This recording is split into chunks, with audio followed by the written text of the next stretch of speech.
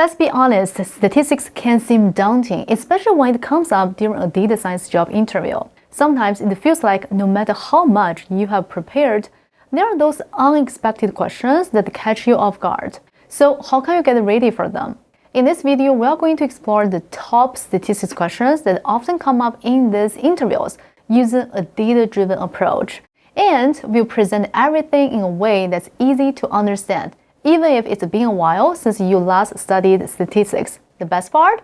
We are going to go over all of this in less than 15 minutes. Are you ready? Let's dive in. Hey data science professionals, it's Emma from emmadin.com. We're all about helping you land your dream data scientist job. We offer practical tips and strategies on landing interviews, preparing for interviews, and negotiating your offer. So if you're new here, consider subscribing. Now let's dive into today's topic. I'll be through my fair share of interviews where I stumbled upon statistics questions that left me scratching my head. Let me tell you, it wasn't a great feeling. But as I gained more experience, I started noticing a pattern. Some concepts come up more frequently than others. To back up my observations, I decided to take a data-driven approach. I've gathered and analyzed over 300 statistics interview questions from over 50 different companies. And guess what? My findings confirmed what I suspected. I'm really excited to share all of this with you. Firstly, I discovered that the most common asked questions in these interviews focus on fundamental concepts. These concepts are super important to grasp.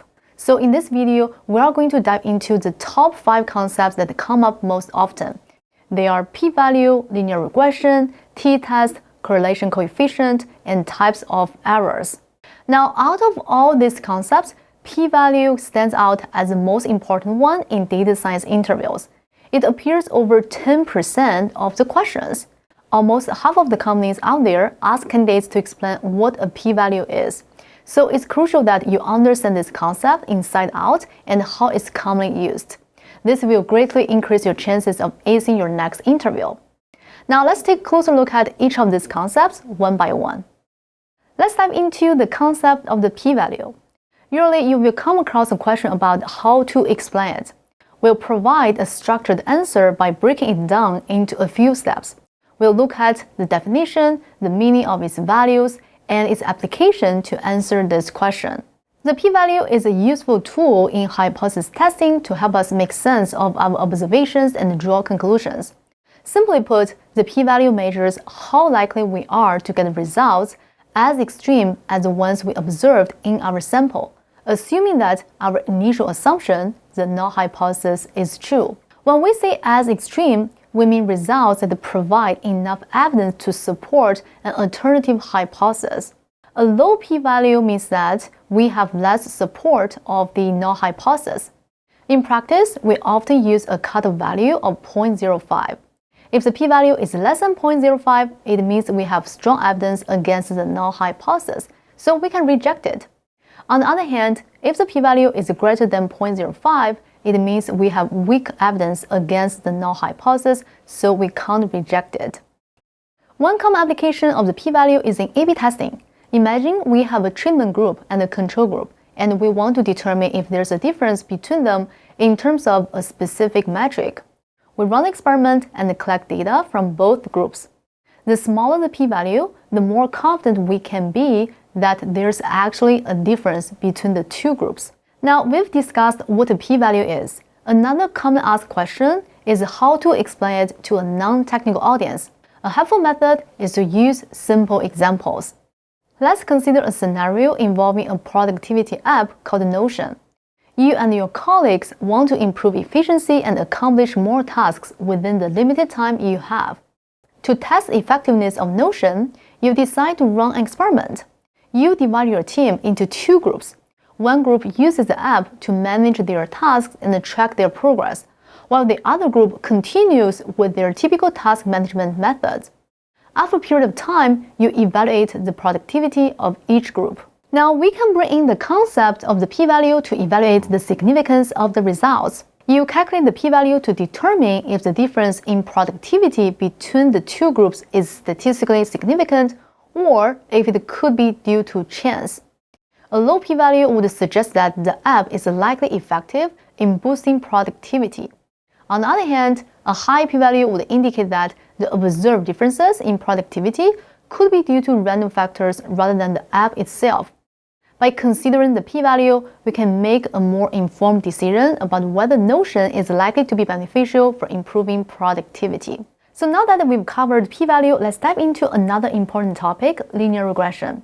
Another question we often encounter is, what are the assumptions of linear regression? Don't worry if you don't know, I'll break them down for you in a simple way. There are 4 key assumptions that we need to consider, and we can remember them easily with the acronym LINE. Let's start with the first assumption, represented by the letter L. It's all about the relationship between the independent variable, let's call it x, and the dependent variable, which we will call y. The assumption is that the value of y changes in a linear manner with x. Moving on to the second assumption, represented by the letter I. It stands for the assumption of statistical independence of the residuals. Residuals are the differences between the actual y values and the predicted y values from the regression model. We want these residuals to be independent of each other, meaning that the value of one residual does not influence the value of another. Now let's talk about the third assumption, represented by the letter N. It suggests that the residuals follow a normal distribution.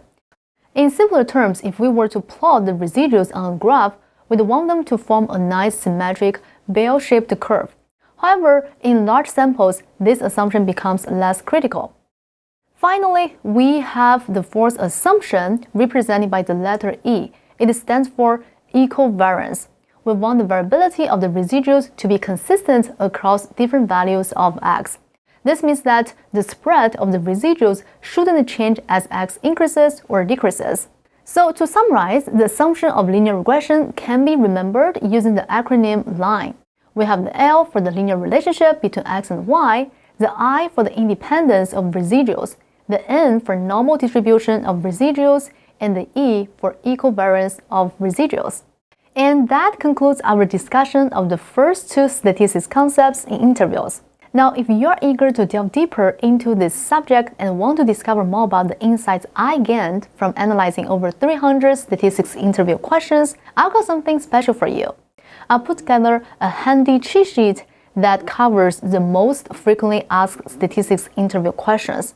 By familiarizing yourself with these questions, you'll be equipped to answer more than 40% of the interview questions you may encounter.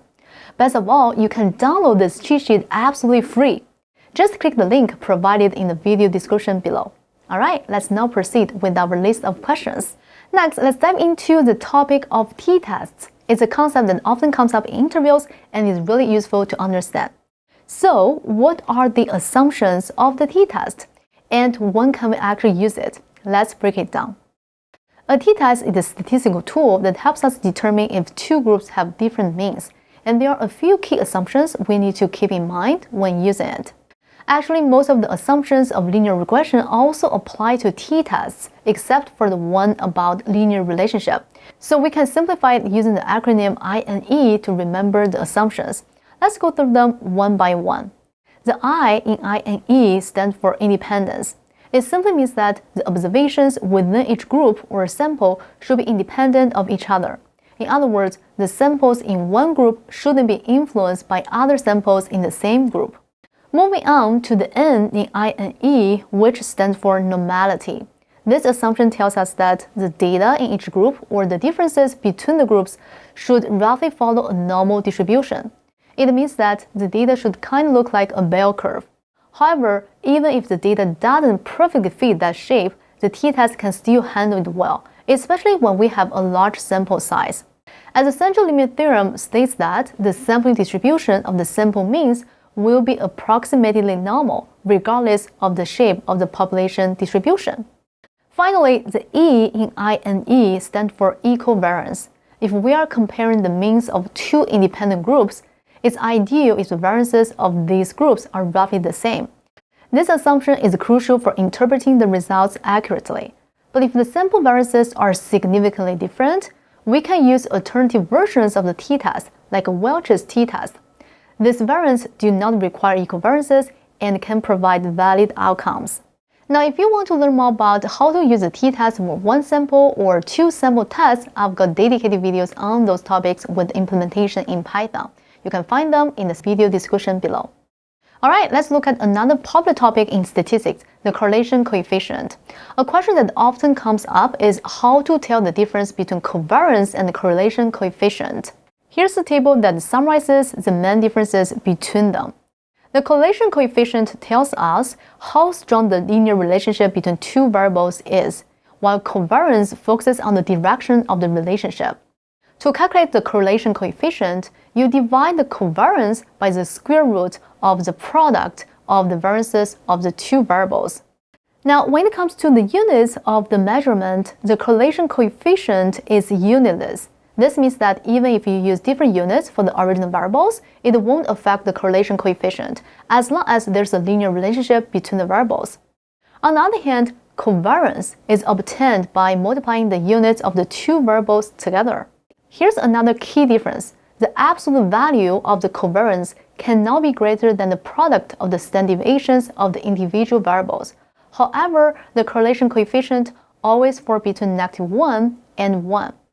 So these two measures help us understand the strength and direction of the linear relationship between two variables. I hope this helps explain the distinction between them for you. Now let's move on to discussing the fifth question, that is about different types of errors in hypothesis testing. There are two main types that we need to understand. Let's start with the first one, the type 1 error. Type 1 error occurs when we mistakenly conclude that there is a difference between two groups, even though in reality there isn't. To make it clearer, let's consider an example of A/B testing. Imagine we are working for an e-commerce company and we want to find out if changing the color of the Buy Now button on the app will increase the number of people who actually make a purchase. So a type 1 error occurs when we claim that changing the button color from blue to yellow will result in a significant difference in the conversion rate. However, in reality, there's no actual difference in conversion rates between the two colors.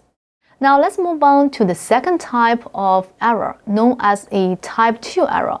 This happens when we make the mistake of failing to reject a false null hypothesis. In simpler terms, it means that we conclude there's no significant difference between the groups when in fact there is a difference. So going back to our previous example, we might conclude that changing the button color won't have a significant impact on the conversion rate. But the truth is, it actually does make a difference. So we fail to detect the difference between the two colors. To help you remember these concepts easily, here's a handy tip that I found on stackexchange.com. You can think of a type 2 error as a false negative or a false false. By repeating the word false, it becomes easier to remember. On the other hand, a type 1 error is a false positive because it only contains one instance of the word false. Now, if you're interested in diving deeper into hypothesis testing, I've got a video for you. Check out my video on A/B testing analysis made easy, how to use hypothesis testing for data science interviews. In this one, we take a closer look at how hypothesis testing applies to A/B testing, a topic that is often discussed in interviews. And don't forget to also watch my top 5 statistics concepts in data science interviews video.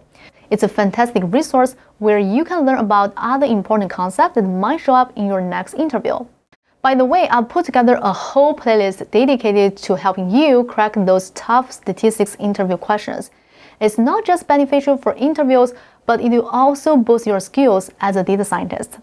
Remember, the more you know, the more confident you will be. So stay curious, keep learning, and I have no doubt that you will excel in your next interview. Thanks for watching, and I will see you soon.